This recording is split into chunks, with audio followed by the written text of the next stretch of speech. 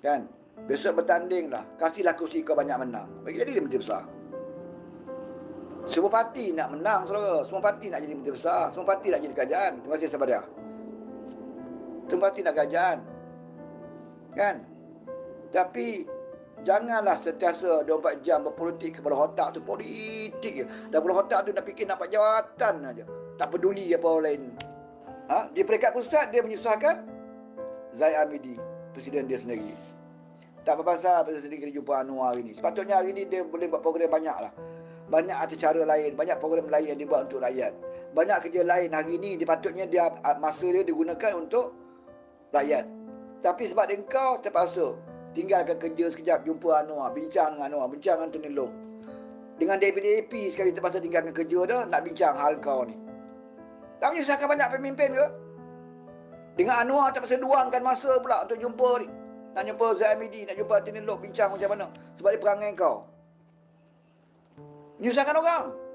Kemudian dia akan beri tekanan kepada negeri-negeri lain. Perbuatan dia ini juga akan menyusahkan banyak negeri. Kan? Kamu ingat dengan perbuatan jahat engkau kat Negeri Sembilan tu, kau ingat tak beri kesan pada negeri lain ke? Contoh macam Pahang dengan Perak. Mereka jadi kerajaan kerana kawan-kawan tolong. Apakah perbuatan kamu kat Negeri Sembilan tu tidak akan memberi kesan tekanan kepada orang seolah macam negeri Pahang? Kan? Menteri Besar Pahang akan rasa tekanan.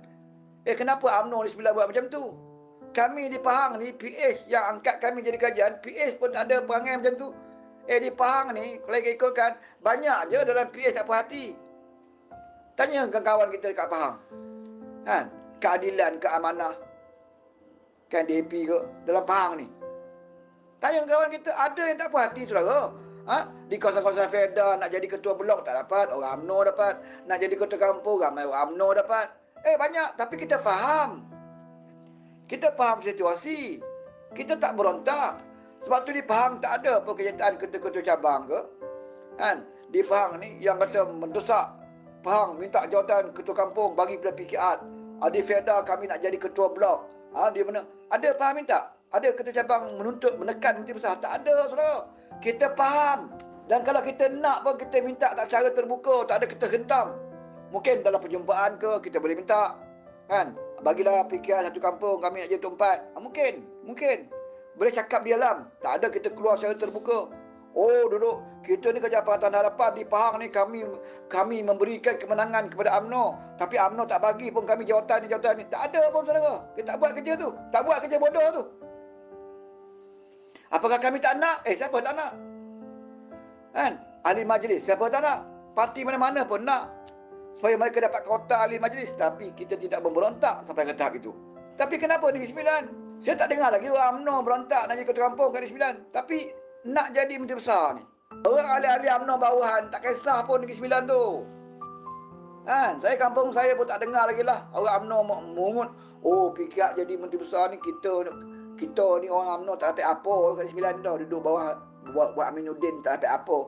Tak pernah dengar pula orang Negeri Sembilan mengut macam tu. Pasal dia orang faham. Kau pula yang mengajar orang. Mengajar orang tamak pada jawatan dan kedudukan. Lepas itu kau menyusahkan orang.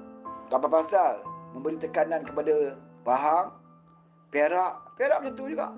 Berapa je BM punya kursi di Perak. Tak cukup nak bentuk kerajaan. Tapi PS tolong. Ada PS bising-bising. Sampai nak ugut, nak jatuh tukar menteri besar. Tak ada lah. Kan? Bersabarlah. Kadang PKR nak jadi menteri besar Perak, boleh. Pilihan raya akan datang.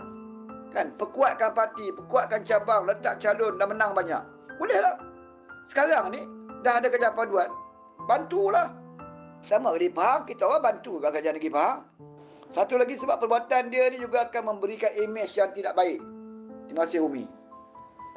Imej yang tidak baik kepada UMNO. Tak apa pasal UMNO dapat imej yang tidak baik. Punyalah susahnya pimpin UMNO. Nak bagi tahu rakyat Malaysia, kami UMNO ini bersama dengan kerajaan paduan, kami buat macam ni. Kan? Kami bukannya barwa DAP, kami bukannya orang yang menentang raja. Macam penerangan yang UMNO buat. Nak yakinkan orang kepada UMNO. Dan ada dapat hasil beberapa PRK. PRK kecil dan UMNO dapat kemenangan. Kan? Dekat Kemaman, Pelangai, Nenggiri, mahkota, kan? UMNO boleh menang. Orang muda pun dah kembali menyokong UMNO. Orang pejabat-pejabat awam pun beri undi kepada UMNO. Mana keyakinan orang dah mula baik terhadap UMNO. Hasil penerangan yang diberikan, setru-setru UMNO yang buat kerja, yang pro bono pun ada. Setru UMNO ni buat kerja pro bono ni, masuk live. Yang beri penerangan dalam TikTok, kawan-kawan saya orang UMNO yang beri penerangan TikTok. Mereka tidak dibayar, tapi mereka cerita UMNO macam ni, UMNO macam ni. Maka UMNO dah dapat sambutan cantik dah, saudara. Tapi bila kau buat perangai macam ni, imej UMNO bukan saja Negeri Sembilan, bahkan di tempat lain orang dah cakap dah. Sebab tu kita tengok dalam TikTok dah ada mula maki amun. Sebab tu saya selalu ingatkan kawan-kawan saya. Saya katakan, jangan kita pergi serang UMNO keseluruhannya. Yang perangai buruk ni jalan saja.